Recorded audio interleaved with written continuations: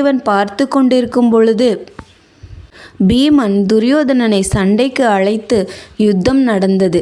தன்னைவிட துரியோதனன் மல்யுத்தத்தில் சாமர்த்தியம் மிஞ்சியவன் என்று அறிந்து அவனை நாபிக்கு கீழே அடித்து கொன்றுவிட்டான். அது என்னால் பொறுக்க முடியவில்லை என்றாள். இதை கேட்ட பீமன், அம்மா, யுத்தத்தில் என்னை காத்து கொள்வதற்காக நான் அவ்விதம் செய்தேன். தர்மமோ அதர்மமோ நீ அதை பொறுத்து கொள்ள வேண்டும்.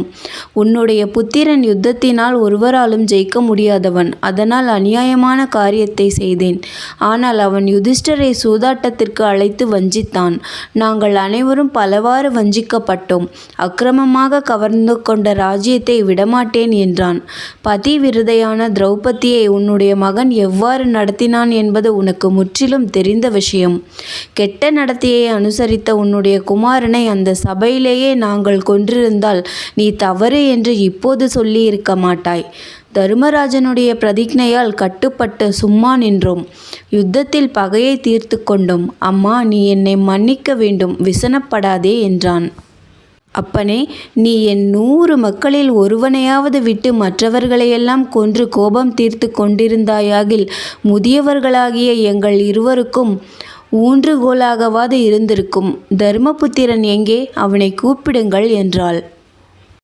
இதை கேட்ட யுதிஷ்டிரன் நடுக்கமுற்று கைகூப்பிக் கொண்டு கண்களை வஸ்திரத்தால் கட்டி கொண்டிருந்த காந்தாரியிடம் வந்து வணங்கி, தேவி, உன் புத்திரர்களை கொன்றவனும் கொடியவனுமான யுதிஷ்டிரன் இதோ உன் முன் நிற்கிறான்.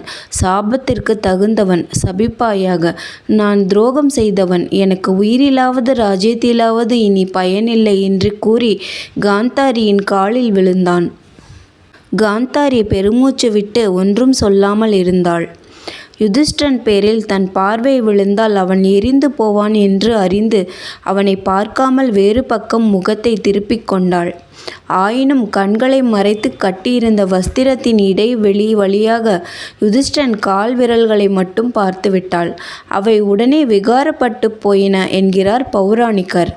அர்ஜுனன் காந்தாரியினுடைய சோகத்தின் வேகத்திற்கு பயந்து வாசுதேவருக்கு பின்புறமாக ஒளிந்து கொண்டானாம். பிறகு மகா அறிவாளியும் புண்ணியவதியுமான காந்தாரி தன் கோபத்தை அடக்கி கொண்டு பாண்டவர்களை ஆசீர்வதித்துவிட்டு அவர்களை குந்தியிடம் போகச் சொன்னாள். தன் புத்திரர்கள் அனைவரையும் இழந்து புலம்பிக் கொண்டிருந்த திரௌபதியை பார்த்து காந்தாரி, பெண்ணே, துக்கப்படாதே. உன்னையும் என்னையும் எவன் தேற்றப் போகிறான்? என்னுடைய குற்றத்தினாலேயே இந்த குலம் நாசமாயிற்று என்றாள். நன்றி. மீண்டும் அடுத்த அத்தியாயத்தில் சந்திப்போம்.